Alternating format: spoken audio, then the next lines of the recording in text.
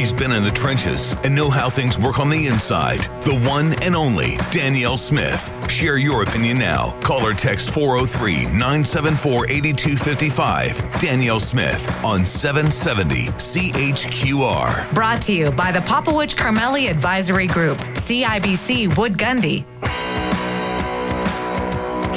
Alrighty, welcome back. Travis stuck around, so I want to hear what he has to say, and then we're going to get into our next topic with Tom Quiggin, so I'll introduce him more properly in just a second. Travis, go ahead. What's on your mind today?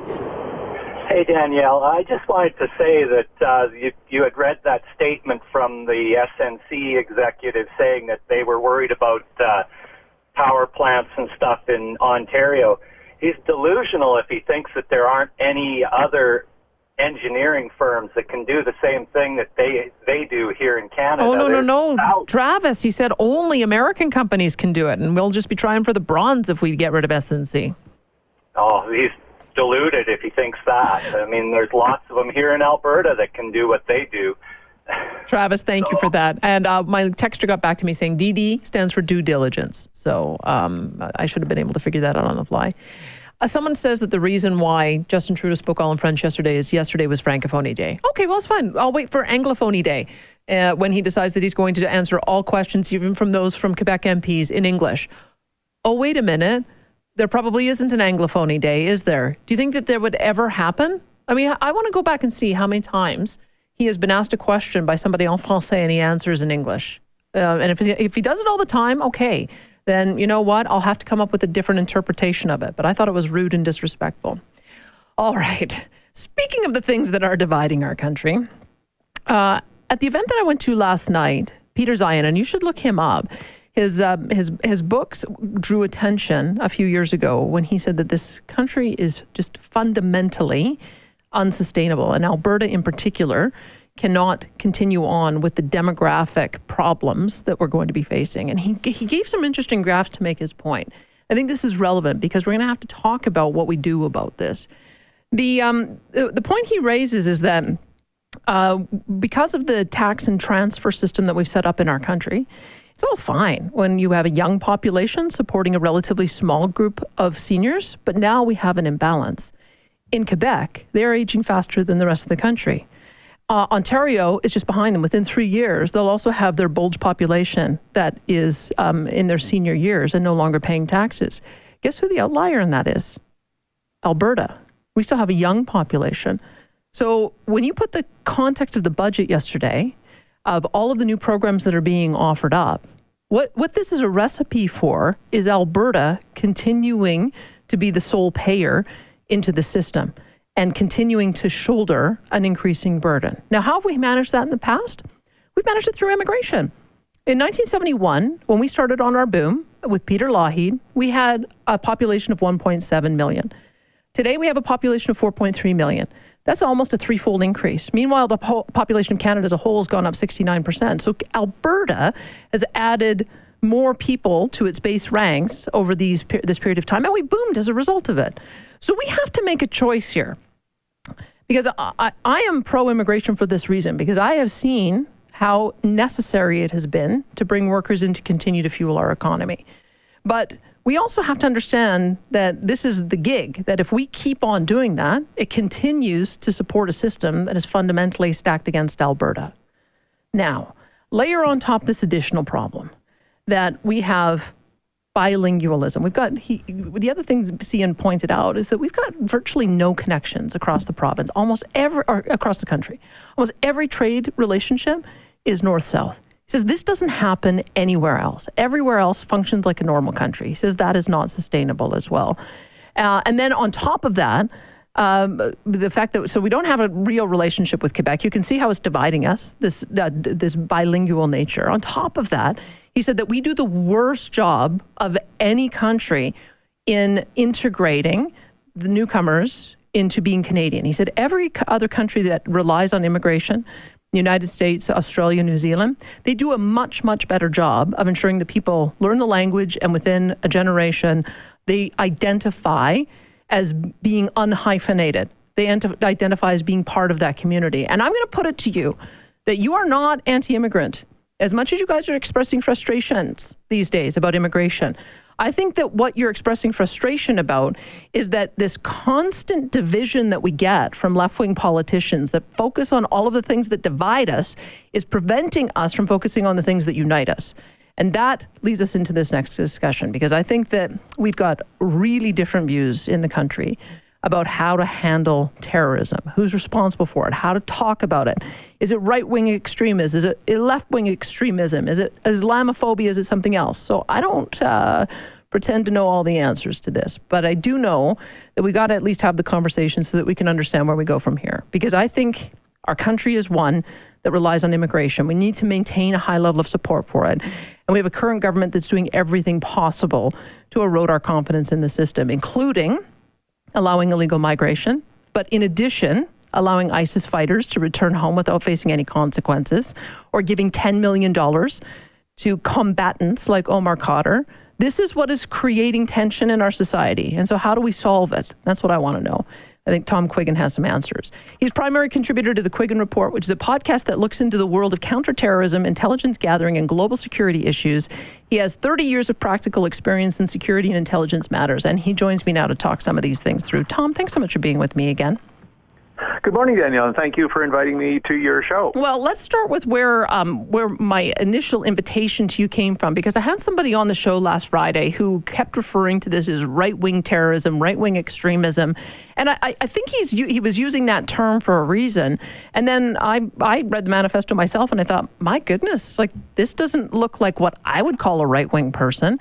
And I wondered how you took it, and if you can help us understand what some of the motivations here. And maybe even if the motivations matter. So what was your impression of the manifesto? Well, let me just go back and say, during your introduction, you talked about the need to have a conversation on these issues, and you're 100% correct. We're not even allowed to talk about these things anymore, and the pressure is increasingly going the wrong direction, i.e. the M103 Islamophobia motion is designed to shut down discussion, not to encourage it or to, clean it up a bit. So I think you're 100% correct on that. Now, as for the right-wing thing, yeah, you're quite correct. This guy has a pictogram on the cover of his manifesto, and it talks about workers' rights, anti-imperialism, environmentalism, or responsible markets, things like that. And during the actual manifesto, he actually says quite clearly that he is against conservatism. He says, for instance, that conservatism is corporatism in disguise, and he wants no part of it. He also says that conservatism is about profit, and that's it. Everything else is secondary. He thinks conservatism is dead, and he goes, thank God, because I don't want to be a part of that. So he's very clear that he is not sort of right-wing and or conservative and or whatever. It is, however, quite clear that he has a very strong white nationalist view. He has very strong views on, for instance, China, he says, is the country that he regards as the country that most reflects his political views, which, of course, is sort of a communist, oligarchic kind of dictatorship.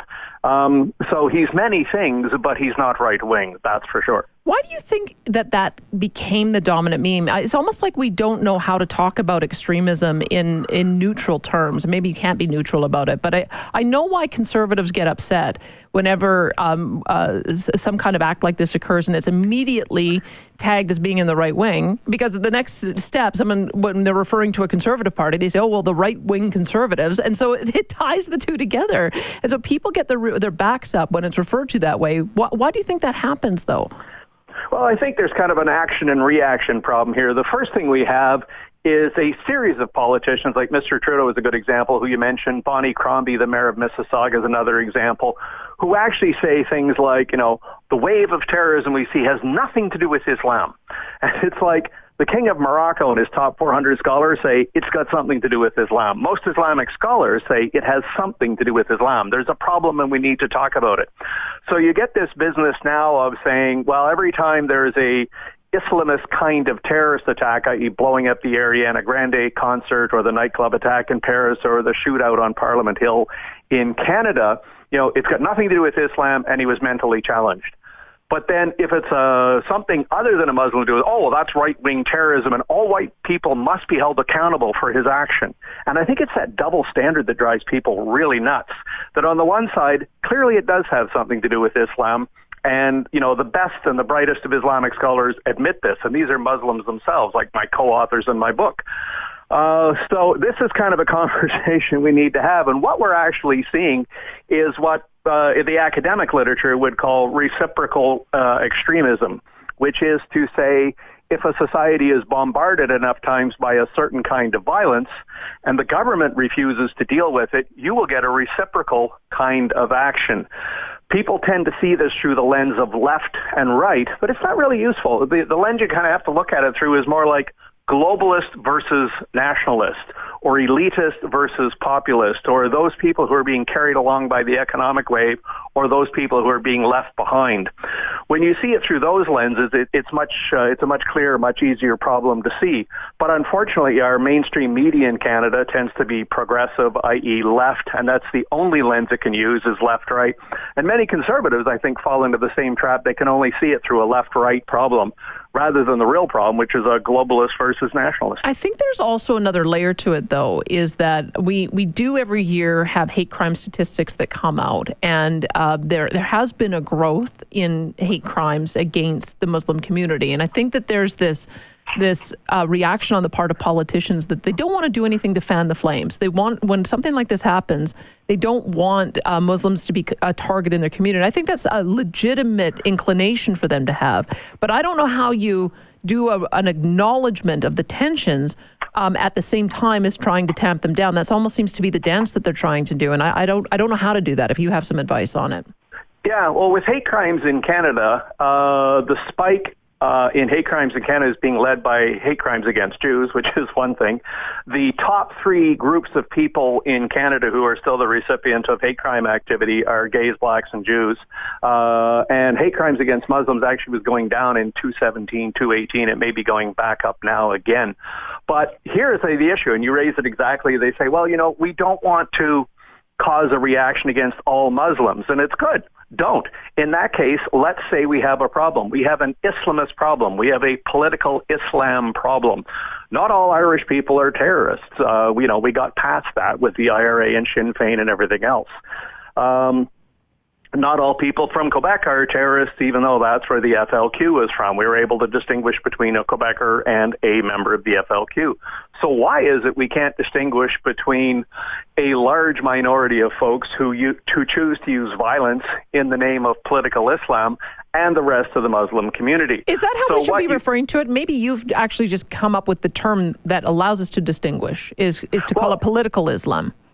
Yeah, for folks who actually sort of deal with this on a quasi-regular basis or regular basis, one of the things that drives me nuts is when I hear these idiots in the media going like, all Muslims are terrorists. And the reality is, simply put, they're not. And it's a good thing they're not, because there's about 1.5 billion Muslims.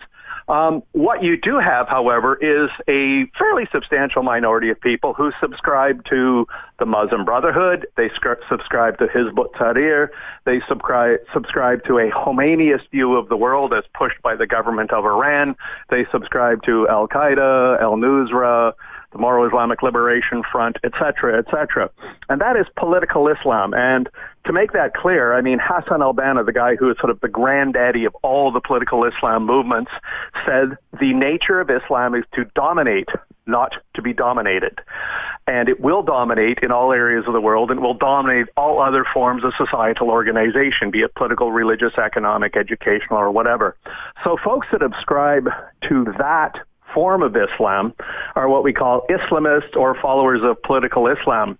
And about 99 times out of 100, when you hear about a bomb going off or a truck killing 84 people in the city of Nice or whatever, when you trace that back, it goes back to political Islam, specifically either the Muslim Brotherhood or the Khomeinists. Okay, I want to pause here because I know I'm going to have listeners who want to weigh in and ask some questions. 403-974-8255. I'll make sure that we looked at that on the text line if you want to keep on texting. We're also putting this on Facebook Live, because we're just sort of experimenting with doing a few more of these things. So we'd love your feedback on that. If you're at your computer and want to watch it on Facebook Live, go ahead and do that. And we'll return after this on 770 CHQR. Action.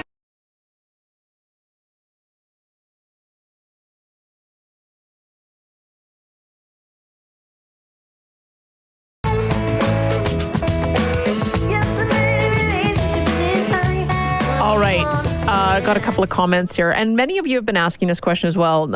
Mike says Nigeria, 6,000 Christians killed, and the media is silent on it. I don't know if it's that many, but I do have someone saying we have to talk about New Zealand because the shooter was white. All the while, 160 Christians just killed in Nigeria is completely ignored. I've had a few of those exchanges, and what I have said is that if you want to look at the world of terrorism and terrorist victims, it's mostly taking place in Muslim countries, and most of the victims are Muslim. Like, it's Muslim on Muslim violence in most places. Nigeria might be a different case, but I mean, there's 16,000, I believe, people who were killed by terrorism last year. Do you want me to tell you every day, every single terrorist attack that takes place? Because it would be every day, probably multiple times a day. And so the reason why the media focuses on stories when they happen in the West is because they are unusual in nature. It is not usual for someone to go into a mosque and kill 49 people. So it's not a matter, it's sad for me to say that it's usual for there to be this much violence and mayhem in Nigeria, but that's part of the reason it doesn't get reported. And so I take your guidance on what it is you want to hear, but I think I don't want to characterize this as a Muslim versus Christian battle. That's why I think everybody just reflexively says, oh, they must be a right winger. They must be motivated because they're a Christian and they're trying to fight against Islam. That's not what this is about in this shooter's case. And so we have to understand what it's really about so that we can develop real strategies for how to address it. That's where I'm coming from. Tom Quiggin is my guest. He is the primary contributor to the Quiggin Report, a podcast that looks into the world of counterterrorism, intelligence gathering, and global security issues.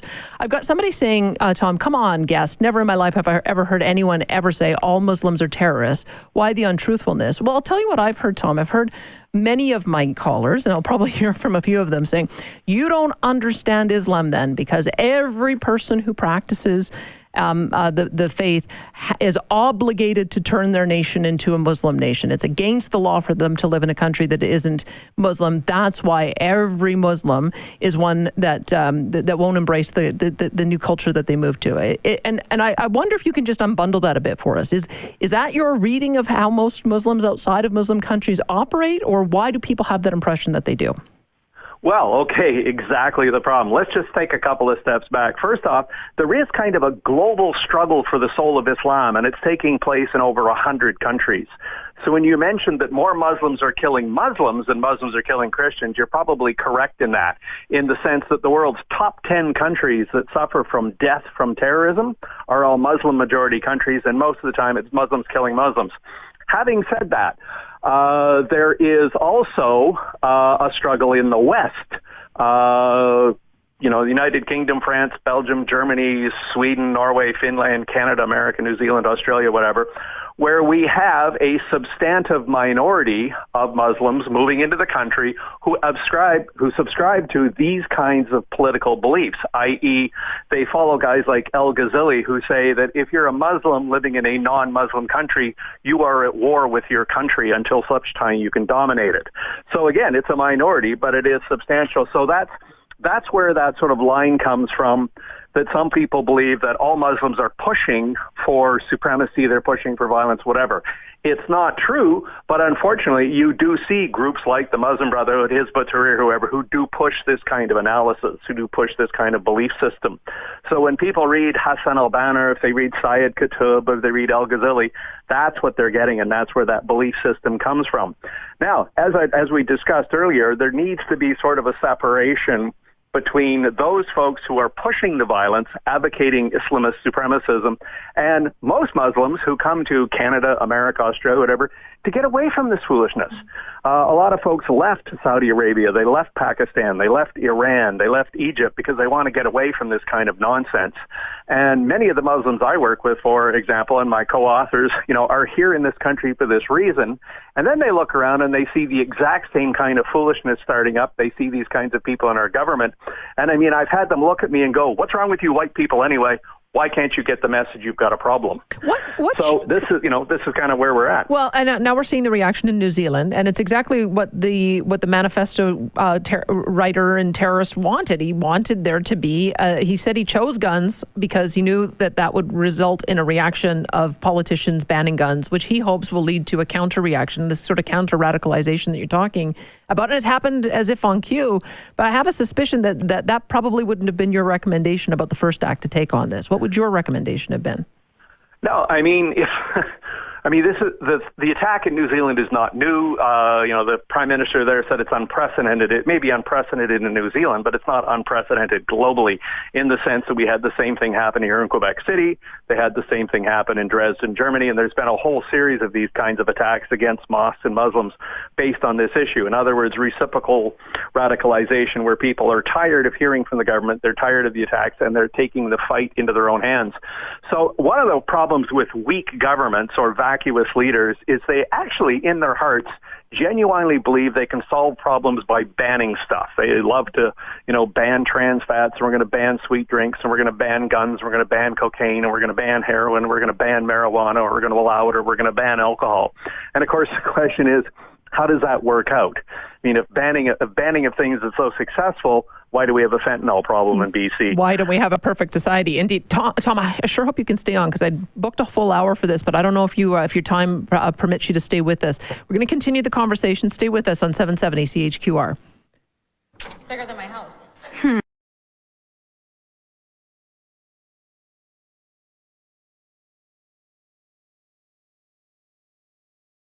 Most likely to ruffle a few feathers, and she's proving them right. Danielle Smith on 770 CHQR. Brought to you by the Popowich Carmeli Advisory Group, CIBC Wood Gundy.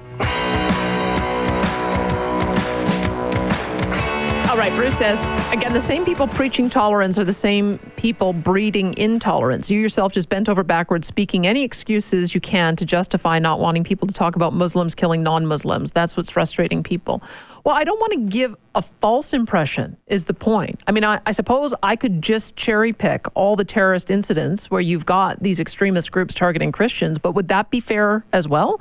When the vast majority of people who are getting killed is other Muslims? Like, this is the challenge that we face in the media. I acknowledge that we've got to acknowledge all of this, but try to getting to the root cause and solutions is the real challenge.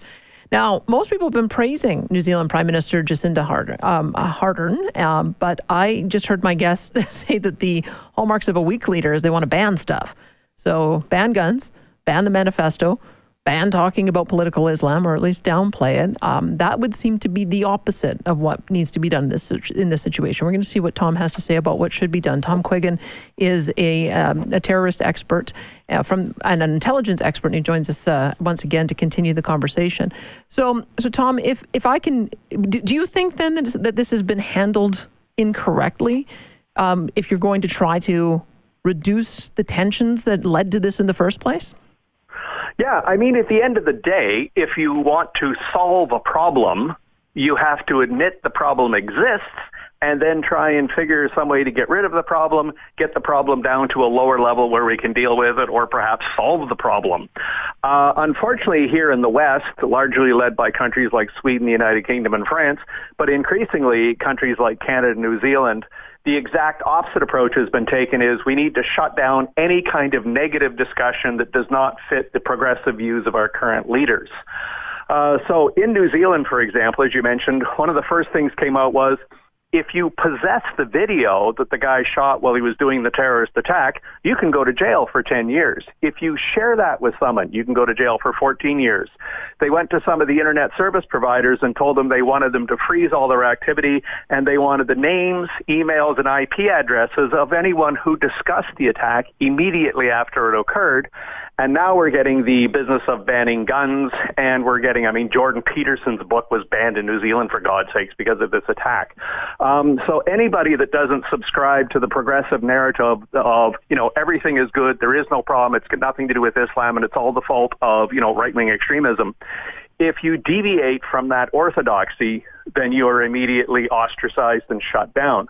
The reality is, however, there is a problem. You can see it literally around the world in more than 100 countries, that any time there is the presence of political Islam, that is to say the Muslim Brotherhood, Hizb ut-Tahrir, Al-Qaeda, the Khomeinists, etc., you will see confrontation and violence. This is what's happening in Nigeria, for instance, when they talk about Christians being killed there. It's a real issue and it's a real problem because political Islam is on a roll there, and it's crushing not just Christians in Nigeria. It's not advocating just the killing of Jews, for instance, in Israel or wherever, but with political Islam, the intent is to subject all other belief systems to their control, to whether you have to convert to their way of life or you'll be extinguished, basically. So yeah, it's an issue, it's a problem, it's global. It is getting increasingly difficult for governments to try and say, well, it's got nothing to do with Islam or it doesn't exist, or like the mayor of London says, it's part and parcel of living in a large city is having to deal with this kind of issue. I think people are starting to have very grave doubts about their own governments, and hence the reason why we're having increasing violence on the other side of the problem. So what would be the solution? Because I think there is a difference between political Islam's efforts and success that it's having in taking over Nigeria and the periodic terrorist attacks that we've seen in Western countries, which seem to be having this reciprocal terrorist attack of those who are responding to those attacks, which no doubt will lead to other reciprocal attacks. And so it strikes me that maybe we have a different solution or set of solutions we need to look at than Nigeria. Nigeria might be a different case, but how should we be looking at the commonality of what's happening in the Western world? Well, if you look at the country of France, for instance, a lot of people miss this, but last fall, the guy who we would recognize as the public safety minister in France upped and quit one day, literally walked out of his office and said, I'm done, I can't deal with this anymore. And what he said was that extremism and radicalization have become such a problem in France that he expects to see France in a state of civil war in about 5 to 6 years. And he's a socialist, by the way. He's not some, nut bar right-winger or anything like that. He's an actual socialist who'd gone over to work for Macron. Now, just before that, there was a guy by the name of Patrick Calvar who was the head of France's internal security service, which is to say the domestic intelligence agency. He apparently testified to the French Parliament after the Paris nightclub attack and the attack on the soccer stadium. He said roughly the same thing, that he feared a couple more severe terrorist attacks in France, and it could lead to widespread civil unrest and possibly to civil war. Most interesting in that, he was caught by the press in the street. They asked him, did you say that? And he said, yes, I did. Now, fascinatingly enough, any leader of any intelligence service anywhere in the world should be fired for saying that kind of thing out loud in public, where he's actually saying, the government's leading the country to civil war. But they didn't fire him, I think, because they didn't dare, because it's a real problem. So when you look at the violence we're seeing in France and Belgium and the United Kingdom and Sweden and increasingly in places like Finland and now almost unbelievably New Zealand, the simple reality is political Islam, when it comes into contact with other kinds of ideology, it leads to conflict. The problem is real and it's inescapable, and we have to start admitting that and then deciding how we want to go about solving it. The way of solving it, of course, is, I would argue, free speech. Bring these people out, show who they are, show what they believe. In other words, we have to educate ourselves about what the actual problem is. We have to be willing to expose the people who are advocating this and then sort of defund them and deplatform them so they lose their influence in society. That, incidentally, is the whole idea behind democracies and parliaments, was to get societies away from civil conflict and towards a peaceful resolution of problems. That's where the word parliament actually comes from, by the way, is to parley, to discuss, rather than to fight. There's a lot of deplatforming going on, but is it not happening in the way that you've described? They're deplatforming conservatives. I've seen that on whether it's YouTube or Twitter or Facebook, but I don't know to what extent they've had success in deplatforming the proponents of political Islam. Do you know if they're taking a serious effort on that? Well, just by way of example, I'm trying to remember which one's which. I think it was Cambridge University just yesterday Jordan Peterson, the Canadian academic who talks about rational thought and science, etc., was going to be at Cambridge on some sort of visiting fellowship program. But the students were there like, oh my God, this is oppressive. We can't have this guy here. Meanwhile, literally just down the road in Oxford, they gave a visiting fellowship and I think, in fact, a professorship position to Tariq Ramadan, who is known globally for his role in the Muslim Brotherhood, for his advocation of some of the worst forms of Islamist violence, but yet he was able to stay at Oxford until he was arrested on a series of rape charges, and then it was discovered his degree was a fake degree anyway. But I mean, this is the kind of issue that we will give platform to people who are Islamists, who advocate some of the worst things going, and we won't challenge them publicly. Yet at the same time, if you stand up and say, wow, I think this kind of foreign ideology, which says openly that it's incompatible with democracy, when you stand up and say, I would like to debate that, I would like to challenge that idea, I think we should discuss it, then it's you who are accused of, racism, Islamophobia, or whatever. And meanwhile, the bodies keep piling up. Okay, I because I knew I would get a couple of people responding this way, I wanted to get you to respond to them. I've got a couple of people saying, but Danielle, Islam is political. It says Islam is political or not. If it's so the question is not if Islam is political or not. It's true. If it's true, Muslims wanted to escape it by coming to the West, then they'd leave Islam. So I've got people who are equating the two, saying there's no difference between Islam and political Islam. Is there? Yes, I mean, as we discussed earlier, there's exactly the problem where some people say, all Muslims are political. So the book I wrote actually is called Submission, the Danger of Political Islam to Canada. It's not called The Danger of Islam to Canada. So when I talked about a global struggle for the soul of Islam, it's real. So on the one side, you've got political Islam, which is exactly what we've been talking about. It is oppressive. It forces people into submission. It says their way or the highway, basically. But out there, you also have a whole other body of Muslims who are either non-religious or they are religious, but they're wanting to create a modern form of Islam, which is humanist in its outlook. They want to weld, like technology and democracy onto the old form of Islam and build something for the future. Those people, and there's lots of them here in Canada, folks like Tahir Gora or Saeed Shahib or Rahil Reza and folks like that. These are people who want to build a modern form of humanist, reformist Islam, whatever you want to call it. But they get no voice with the government, they get no funding from the government, and our government typically winds up working with organized groups, even though it's been identified in Senate testimony these are little more than fronts for the Muslim Brotherhood. So to those folks that say, Islam is political and all Muslims are dedicated to this, they are correct in the sense if they are followers of the Brotherhood or Hizb ut-Tahrir. They are wrong, however, for the greater Muslim population itself. I know I'm going to get texts and emails and probably calls on this after I'm done, but I will have people who will also say, well, we should only bring in immigrants from Christian countries or from European countries. And so this is where the problem comes in, right? Is that you want to have the open conversation. You want to get to the heart of what the problem is. But then I don't want to give a platform for people who are just going to be wanting to do bans on the other side, right? Oh, let's ban all Muslims. That doesn't seem to be a constructive way to handle it either. So how would you respond to those who say, well, that's the solution. If we can't weed out political Islam from the rest, then we should just ban all Muslim immigration to Canada? Yeah, I mean, that's kind of the simplistic sort of solution that comes out of, folks who either A, have no actual responsibility, don't have to deal with the problem, or B, are just clueless about the issue. Immigration is, by and large, a good thing. As a sovereign state, we have the right to allow or to disallow people to migrate here for whatever series of reasons, be it economic migration, they're looking for a better job, refugees, i.e. they're leaving a war in Zimbabwe or wherever. So we have the right to open and close the door as we choose as a sovereign state. However, I think what we should be screening people for is, do they wish to be participatory in our democracy? Do they wish to uphold and respect Canadian values?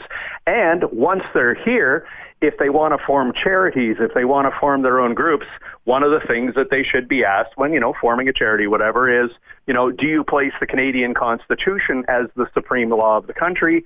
Or not, yes or no. And if you don't, and then guess what? We're not going to fund you. We're not going to allow you to get a charity. We're not going to give you a privileged platform to speak in Parliament, etc. You talked earlier in this conversation about people who migrate to a country and within a generation tend to sort of join the team, become part of the system, and become assets to the community. Canada, right up to the 1990s, maybe even into the early 2000s, was very much a part of that. Canadians who came to Canada as migrants within 10 to 20 years were frequently higher wage earners than Canadians born here. In other words, not only are they successful, they're very successful. Where we've kind of gone wrong is to say, oh, no, we need to bring in waves of people from here and there, whatever, even though they express no real interest in being here or express no interest in Canadian values. And it's not just a Muslim problem. It goes across a wide range of groups. So, do we need migration? Yes. What level do we know? What level do we need? That can be debated, depending on workforces and stuff like that. Should we be allowed to screen people in or out on their political beliefs? The answer is yes, we should. All right. Tom Quiggin, thank you so much for getting us started in this conversation. I sure appreciate your perspective. Oh, cheers. Thanks, Danielle. You got it. That's Tom Quiggin, primary contributor to the Quiggin Report, which is a podcast that looks into the world of counter-terrorism, intelligence gathering, and global security issues. You can look him up. And I'd love to know your thoughts on that. See, this is why it's so complicated and hard to talk about these issues, is that you can go to the extremes on what your solution should be on either side, but there actually is a reasonable way of being able to accommodate those who want to come here because they want to enjoy the freedom we have to offer, but then not give a platform to those who want to advocate political Islam, which seeks to destroy. Let's take a pause. We'll be right back on 770 CHQR.